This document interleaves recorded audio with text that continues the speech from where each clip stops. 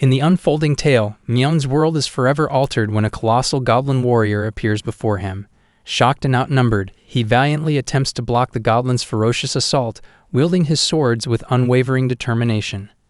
Yet, the overwhelming force of the attack sends Myung hurtling into a nearby wall. Astonishingly, the goblin warrior ceases its aggression and nonchalantly departs, leaving Myung dazed and bruised.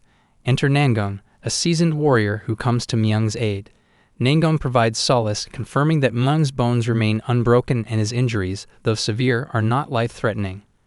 Myung, his curiosity piqued, questions the nature of the monstrous adversary and why it abruptly withdrew from the confrontation. Namyung's response unveils a chilling truth. The goblin warrior's sinister destination is the sacred shrine, constructed to appease the malevolent goblin lord. The goblin's nefarious scheme involves establishing the memorial tower as their base, a perilous prospect that would lead to an alarming rise in their numbers. Myung, his disbelief palpable, probes Namyung for the source of this cryptic knowledge. Intriguingly, Namyung reveals his unconventional source of wisdom. He is living his second life. Impressed by the seasoned warrior's resilience, Myung acknowledges that this undertaking may seem tedious given his prior experience. Eager to expedite their mission, Myung urges a swift resolution. Nevertheless, Namyung counsels patience, emphasizing that vanquishing the goblin warrior is merely a prelude. To foil the goblin's grand design, they must confront the true puppet master, the goblin lord. Concealing themselves behind a protective barricade, Myung and Namyung finally lay eyes on the menacing goblin warrior. Myung, his thoughts drawn to Soman's safety, inquires if she remains unharmed. Namyung reassures Myung, revealing that he has placed her into a deep slumber and intends to summon spirit soldiers to safeguard her well-being. With a sense of foreboding, Namyung marshals the spectral army, offering Myung cryptic glimpses of the mysteries yet to unfold. With a daring maneuver, Namyung hurls a dagger at the goblin warrior, piercing its eye and shattering its equilibrium.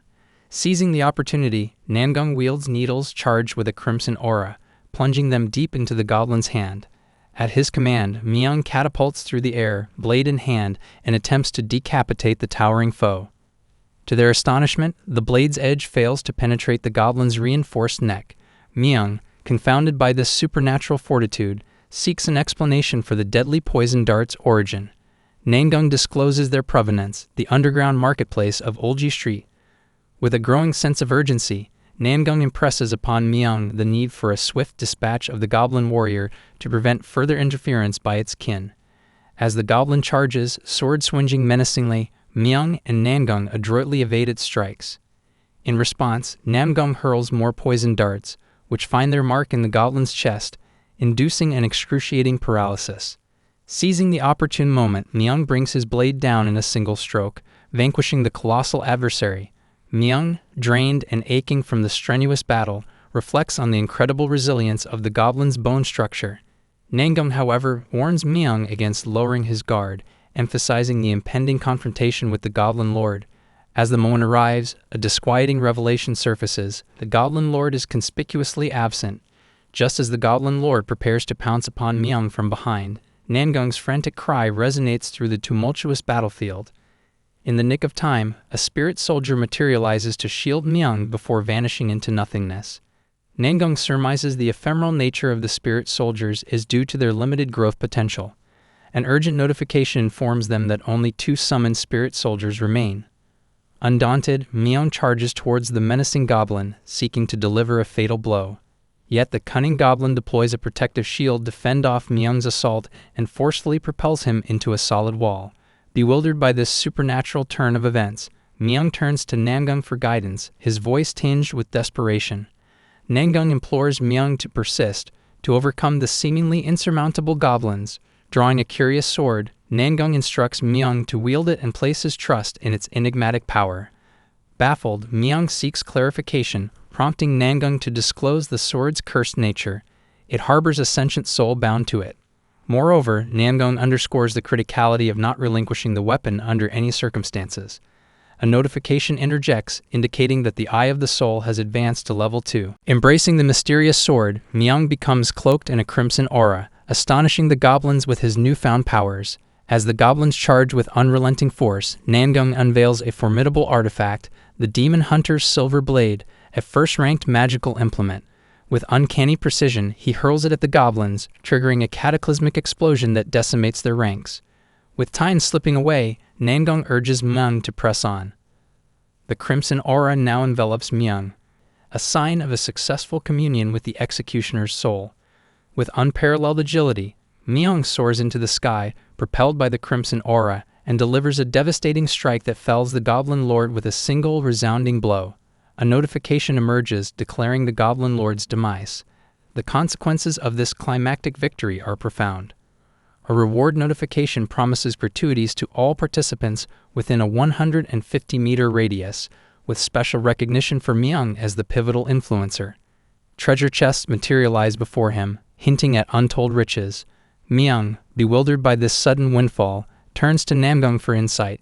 Namyung elucidates that the loot is Myung's alone to claim, delineating the bounteous rewards, including the Goblin Lord's ornament, the Goblin Lord's favorite, and the bracelet of the Goblin Lord. Myung contemplates sharing some of the riches with Namyung, but the seasoned warrior declines the offer. Among the riches, a particular item captures Namyung's attention, the Goblin Lord's heart. This rare artifact resonates with the Goblin Lord's magic, bestowing the ability to wield magic upon consumption. Magic users would also experience a substantial boost in their mana reserves. Myung recognizes the value of this item, but humbly acknowledging their lack of magical prowess, defers to Namyung's counsel. The seasoned warrior envisions selling the artifact for a princely sum when the second Hell Gate opens.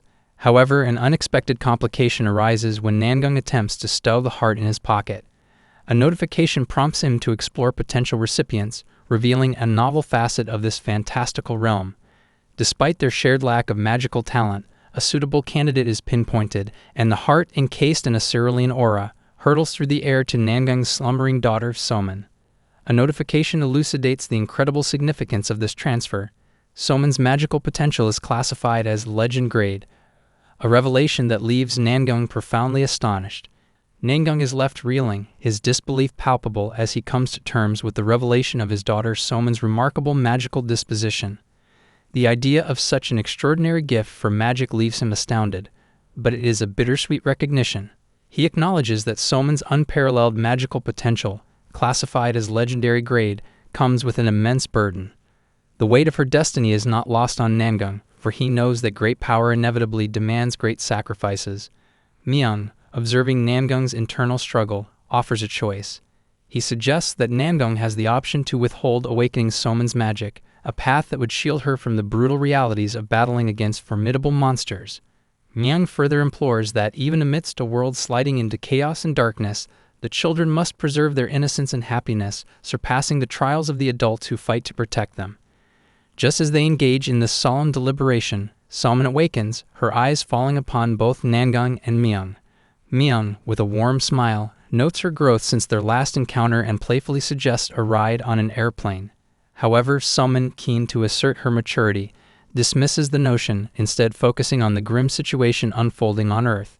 She is horrified by the destruction that surrounds her, and her shock is evident. She demands an explanation from her father, wondering why he didn't fulfill his promise that they would face these challenges together. Namyung, filled with remorse, offers a heartfelt apology to his daughter. In the midst of this emotionally charged moment, a distressed child approaches Somin, seeking her help and solace. The young boy reveals that his mother fell victim to the monstrous terrors that now haunt their world. Tears stream down his face as Somin tenderly embraces him, seeking to offer whatever comfort she can. Myung, watching Somin's remarkable compassion, remarks on her unexpected bravery for someone her age. Namyung, however, attributes her courage to her mother rather than himself, revealing a deep sense of inadequacy and recounting a time when fear overcame him. Myung interjects, asserting that a father's protective instincts often dictate such actions. Somin persists, pleading with her father to let the young boy accompany them. However, Namyung, rationalizing that the shelters during the impending Great War will provide greater safety, declines her request. Somin challenges his decision, reminding him that the young boy is alone in this perilous world. Namyung remains resolute, stating that the boy will be better off in a shelter. Somin recalls a painful past when her mother departed, accusing her father of not standing by her side during that trying time. Namyung is taken aback by this revelation, visibly shocked by his daughter's perception of his actions. Suddenly, a mysterious figure named Jor enters through a portal, catching Namyung and the others by surprise. Jor comments on Namyung's peculiar position, describing him as a guy who handles death while walking on the path of life. Despite his seemingly jovial demeanor, Jor notes that the situation has taken a perplexing turn, expressing his surprise at their successful takedown of the Goblin Lord. He explains that the citadel construction should have been completed by midnight, with goblins swarming the city as part of a preconceived plan. However, something has gone terribly awry, leaving Namyung and his allies bewildered. Namyung, struggling to grasp the implications of Jor's words, questions the logic behind the authorities' objections to his utilization of patriotic souls and the powers of ancient gods and heroes. Jor reveals that the authorities perceive this as an imbalance, insisting that the events were meant to unfold during the carnival. He further elaborates on their stance, emphasizing the critical importance of maintaining a sense of equilibrium and adherence to the rules. Namyung's frustration boils over, and he vehemently asserts his authority and status in this unique realm. He refuses to be lectured on rules by someone of Jor's stature. Jor, evidently anticipating this response, offers a compromise, a life for a life. Since Namyung has already absorbed several spirits, Jor asserts that an equivalent life must be forfeited to restore balance. He points ominously towards the young boy, suggesting that his life should be the price to pay. The proposition sparks a heated debate, with Jor attempting to rationalize the sacrifice. Somin, however, cannot abide by the callousness of such a proposition. In an act of defiance, she delivers a powerful punch to Jor's face, challenging his assertion that a life should be taken. Her fiery words degrade Jor's inhumane suggestion and brand him a reptile. In a swift and brutal retaliation, Jor unleashes a devastating attack, sending Somin hurtling into a wall. In her defense, both Namyung and Manhwafest step forward, but they too become ensnared in Jor's clutches. With a malevolent grin, Jor underscores his dominance and, in a chilling ultimatum, asks Namyung to make an unthinkable choice, to decide whose life should be forfeit, the young boy's, Somin's, or Manhwafest's.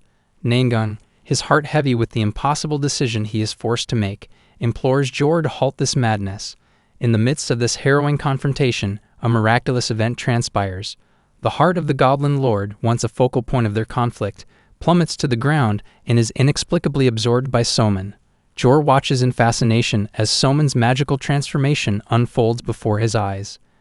A notification appears, indicating that a fragile soul is comforting Somin. The spirits of her mother manifest behind her, contributing to her awakening.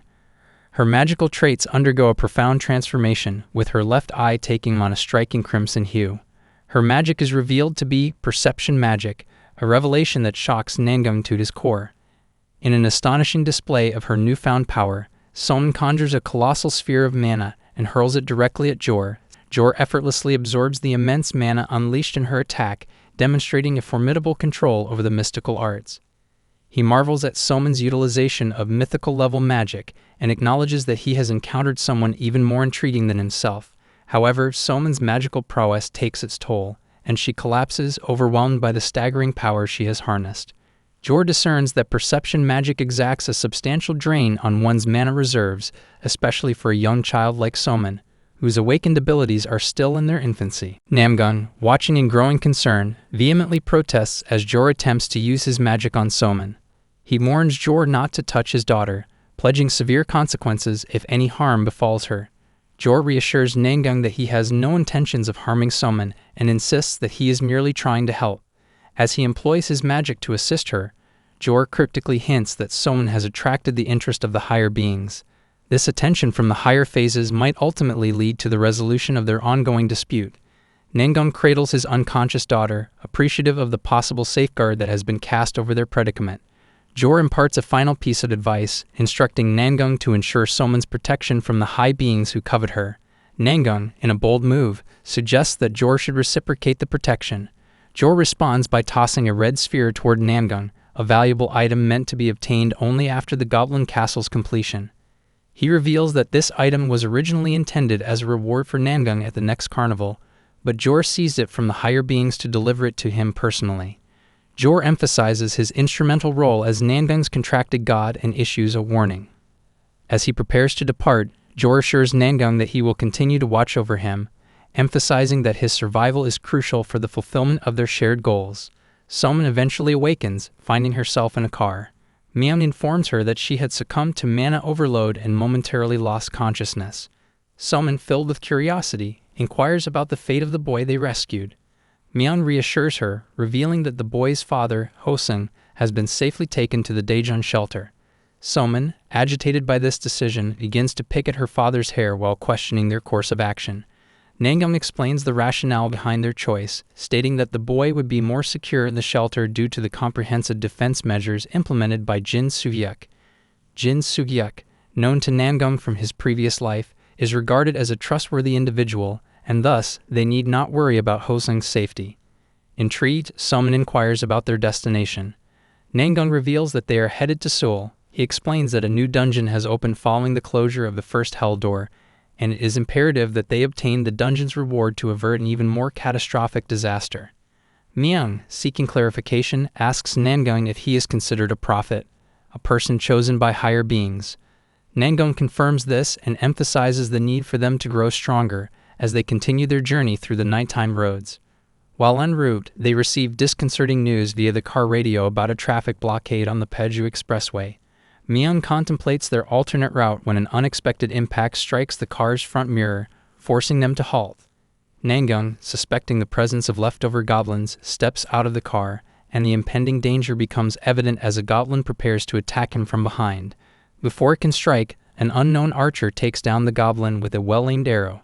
The group discovers a young boy with a bow and arrows, and Namyung cautiously approaches him, urging him to lower his weapon before initiating a conversation.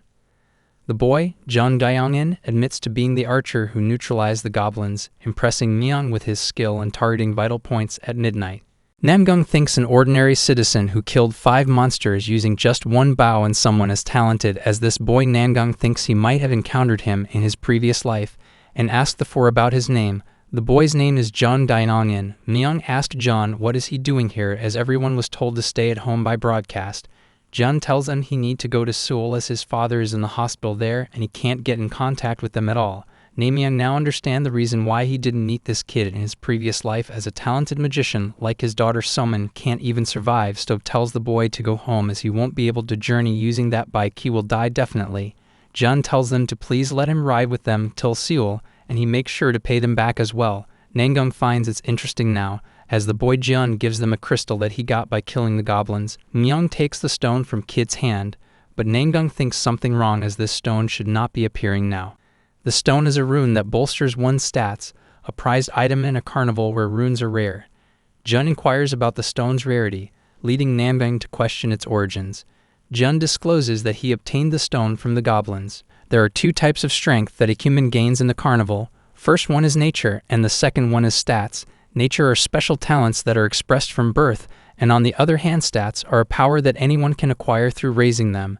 These runes are unique items that enhance these stats. Naturally, runes are highly sought after, but the odds of obtaining one from a monster are dismal, and thinks there is a chance that they could drop from a goblin. John asks Namyung if this stone is rare. Then suddenly Namyung realizes which maybe this wasn't by luck, and he asks Jun from where did he learn archery. Jun tells him that his father is a former national representative that taught him, although he is currently bedridden due to an accident. Jun tells his father's name is Taeho. Namyung thinks of course he is the son of the athlete Jun Taeho, as in the previous life Taeho was a rune master and possessing an exceeding rare nature, shared only with Annaleon. Then clans worldwide vied to recruit him, but Taeho had been in coma for 7 years following an accident. And as everyone clamored to awaken him, Saintest Arrow, one of the 8 martial stars, spent a lot of money to use an elixir. However, despite her title, she did sinister deeds behind the scenes, like killing Taeho for refusing a clan's offer. But this time things will be different cause of Namyung. Myung asks Namyung should they head to the hospital. Namyung tells him before that they need to stop somewhere first. Jun gets mad and tells Namyung he agreed to take him to his father, as anything could happen to him, and his daughter is with him as well. Namyung tells them going they will not change a thing, as given the goblin situation, police, firefighters, and even the military have been deployed across Korea in such times. They will prioritize stabilizing medical facilities, which means that the hospital would be a safer place than roads like this, and it's better for them to gather heads as going there won't make a difference. Jun asks Namyung what does he means by that. He tells him they can revive their father using an elixir.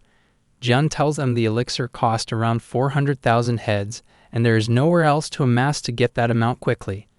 Myung tells him that he is a lucky one as right now they are on their way to a dungeon. Someone tells John that it's her dad's second life, so he knows what's best for them. John still doesn't believe them and asks them even if they gather all the heads where will they but the elixir from. Namyung tells him he will find out soon. While still on the road, the group stumbles upon a public announcement that emanates from a giant beam of mana that shoots down from the sky, showering the landscape in a vivid display. The manifestation of a demon at the epicenter of the event sends shockwaves through the gathered crowd. The demon, wielding powerful magic, addresses the terrified onlookers, conveying an imperative message. The demon proclaims that the phases will extend a unique opportunity to the audience of the carnival, a chance for the individuals to awaken to their true potential. The sudden appearance of this daunting figure sends the masses into a frenzy, prompting chaotic, panicked attempts to flee the scene.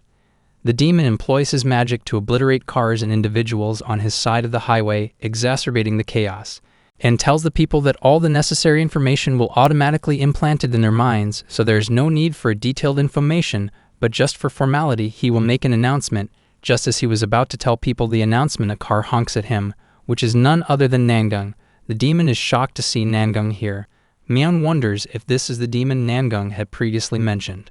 The demon, seemingly perturbed by Myung's comment comparing him to a mere goblin, is approached by Ju-ryu. Ju-ryu requests the demon to open up and reveal the contents of his bundle and heart pouch.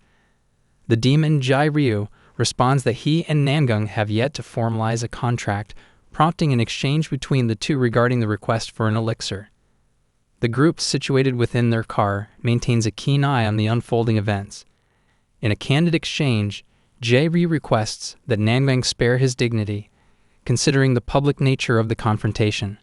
Here at the car, John is wondering what is Namyung talking about with the demon. Myung tells him not to overthink as this is Namyung's second life. He knows what he is doing. After that, Namyung comes back. Someone asks him what took him so long. Namyung tells her he spent his allowance to buy some survival items, as they need to survive this dungeon.